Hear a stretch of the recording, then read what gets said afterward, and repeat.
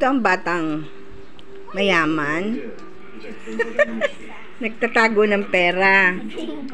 Nagtataka ako bakit siya mayroong 1,000. Saan galing yung 1,000 mo? Bigay ni Tita, Tita ano?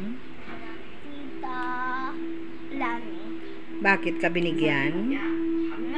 Ba't ka nabigyan ng 1,000? Bakit ka binigyan? Dahil ano? Birthday mo.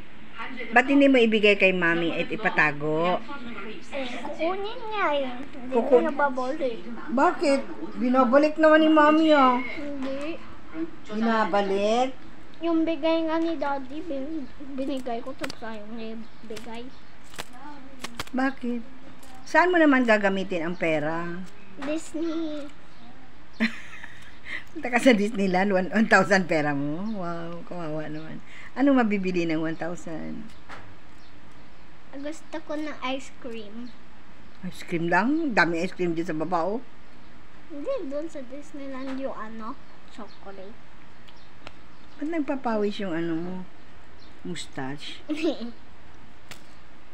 Ganun pala yun, hindi ibigay sa mga nanay ang perang regalo dahil Kukunin.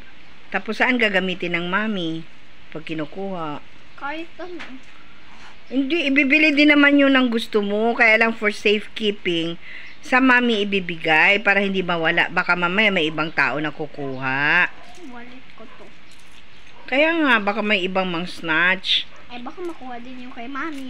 Tapos makuha niya yung pera. Hindi, yung kay mami nandun lang yun. Kasi syempre binibilhan ka ni mami ng pagkain, nagbabayad sa school, bumibili ng dress mo, bumibili ng shoes, o ano pa.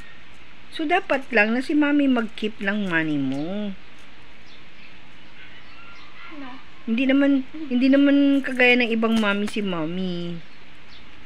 Ibay ka naman niya ng mga kung anong gusto mo.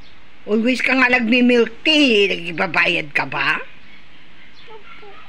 Duga ka, ha? Binigay ko nga kayo nung yung 100 ko. Oo, minsan ka lang nang libre ng milk tea, nagwenta ka pa. Hello? Ganda ng teeth mo na, show me. Wow, mayroon pang isang itim. Bye ka na sa vlog.